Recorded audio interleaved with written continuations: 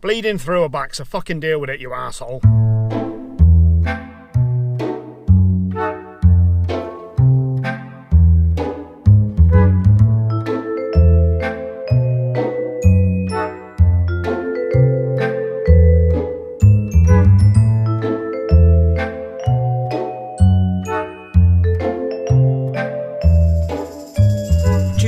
Time restraints and weather conditions, I am forced to record this episode in the car park of a supermarché on my fucking lunch break from work.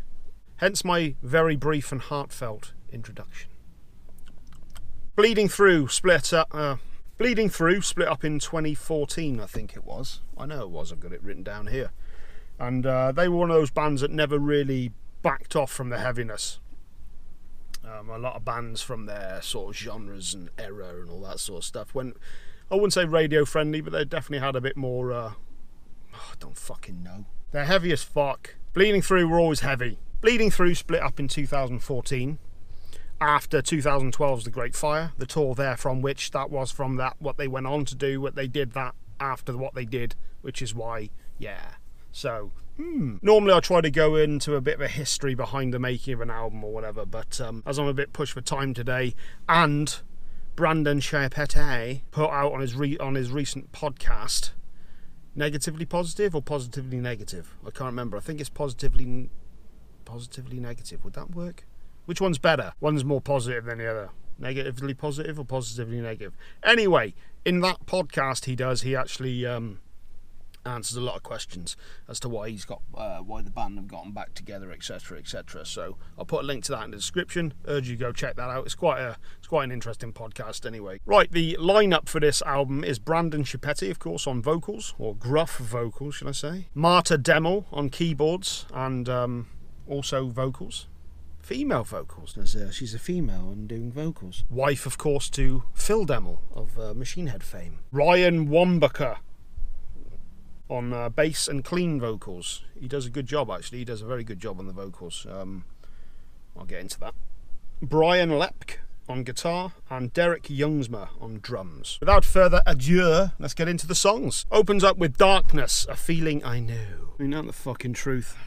Very gothic, symphonic keyboards, along with some clean-ish vocals. This life, it will destroy your heart. Life will only rip us apart. Let me reach into my flesh to show you my pain. The hurt and the ugliness remains the same. This first track's pretty much just an introduction piece, segues seamlessly into track 2, which is Fade Into the Ash. Tremolo picked guitar lines fall on top of the instrumentation from said previous track, before chugging power chords go into furious blast beats. And then it's on, bitch! Clean vocals in the choruses, which work really well. You'll find a lot of that on this album. There's a stark contrast between Brian Chiapette doing his real fucking, well, manly fucking shit, to be honest. He sounds pissed off on this album. The clean vocals, I believe, are done by Ryan Wambacher. I think that's the way it works. I think Brandon handles the heavy shit and Ryan does the cleaner stuff. I believe that's how it works. We get an introduction into the more symphonic black metal moments that the band is known for introducing into their sound. They got quite an interesting sound of like metal, hardcore, new American, new wave American heavy metal, hardcore, black metal, symphonic metal.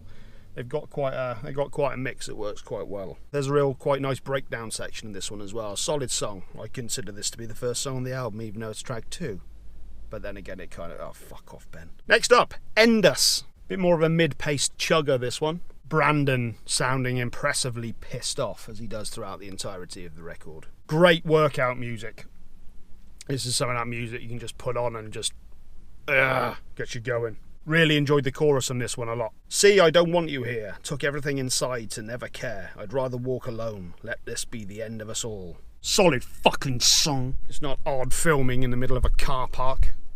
Not getting looks at all. Cold World is up next. No fucking about with this song, straight into it. Something I enjoyed about this album It's kind of one of those just energy-driven ones that kind of makes you want to, you know, inspires you to do things yourself. I kind of like that. That's what I love about heavy music in the first place. The energy of it gives me energy, you know what I mean? I really love the transition from the bridge section back into the main riff as well at points in this. This is definitely one for the mosh pit. Dead Eyes is up next.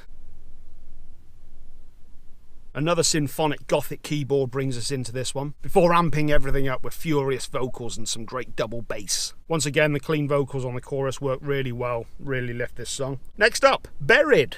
This had a tremolo-picked intro that reminded me quite a lot of This Is the End by Machine Head.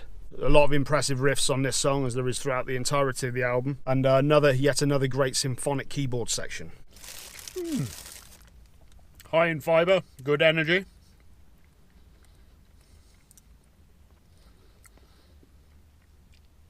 Take care of yourselves, guys. Take care of yourselves, guys. No Friends is up next. I didn't mind this song. I wasn't blown away by it. Unfortunately, it did kind of remind me a little bit of Fake by Five Finger Death Punch from their recent album. It got kind of that jock rock kind of mentality to it. I mean, you know, I appreciate the bluntness of the lyrics and the delivery and everything, but go ahead and talk your shit. Watch where you stand or you'll step in it. I enjoyed this far more than I did Fake. Set Me Free is up next. This song was fucking great. It had the intro to this kind of reminded me of something that could have been on Strapping Young Lad's Alien album. Of course, the band worked with Devin Townsend. Declaration, I want to say. I think it was Declaration. I think it was Brandon's favourite album theirs, I believe. I'm right. No, I'm right. I am right. This one was really full on and I loved it. I fucking loved this song. Had a great midsection that slowed down betwixt, beneath, even amid. Betwixt, beneath. Betwixt, amid. Amid? Who's Amid? Really atmospheric and had a creepy outro as well, which worked really well. Yeah, really enjoyed this one. No One from Nowhere. That's not a positive thing to say, is it? Another full-on rager that I really enjoyed. Some more symphonic elements that go into a more mid-paced riffage. Who the fuck is parking up here now in a car park? Fucking piece of shit. Again, Brandon sounding particularly pissed off on this fucking song. My soul is degraded. I want to feel, but my thoughts won't let me believe. Face down in the pavement, I am the house of stone, and I am ready to bleed. Fuck yes. Oh, fuck off. Remains is up next. This had a kind of Fear Factory 1990s Sepultura kind of vibe, I felt, to the intro. Mid-pace song that focuses more on heavier chugging than speed. There was a clean sung chorus on this one that kind of reminded me a bit more of Wings of Weather and Wax by Killer Be Killed. Good song. Up next is Slave. This one hit like a punch to the side of the head.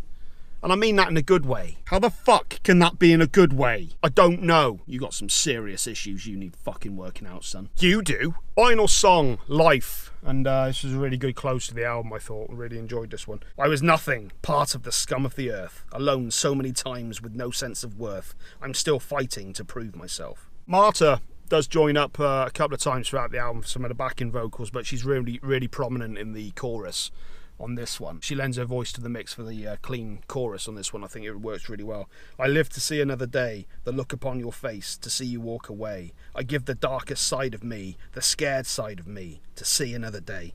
Great song and a decent close to the album. Tell us the score. What's the score, Ben? What's the score? I'd give this an 8 out of 10. I really enjoyed it. It is what it is. It's a full-on heavy fucking album, and I really enjoyed it for what it was. I thought Brandon sounded absolutely furious throughout. The musicianship was on point. The guitar playing was awesome. Ryan, I thought, was particularly great with his clean vocals. I thought he lent a lot to the album for the choruses, etc. Marta's keyboards and her vocals as well, when she was joining in as well, worked really well. A lot to enjoy on this album. A great return to form from the band. Just enjoying a delicious bread-based snack. It is my lunch break after all. At only 37 minutes as well, it doesn't overstay its welcome. It's one of those ones that it does its job, and it does it fucking well. 8 out of 10. 8 out of 10, great album, check it out. So what have I got coming up next? Well, the next thing I'm going to be doing, hopefully, as soon as I can, I'm hoping to get it done as early as I can, is the Ghost album prequel. I'm probably going to take a look at the Kanye West album as well, whatever that one's called. I know he's keeping it under wraps for quite a while, but I thought that would be something different. Also, the following week, very excited because we got the New Zealand Arda album coming out. Really, really looking forward to that one. Can't wait. So there's lots to come, lots to tune in for. Lots of bullshit, lots of rambling, lots of not too much sitting in car parks, I'm hoping. So that's today's video. Make sure you come back on Friday or Saturday for the Ghost video. I'm really looking forward to doing that one. I think that should be a good one. And yeah, I shall see you again next time. Like, subscribe, comment, notify, blah blah blah blah blah blah blah blah blah.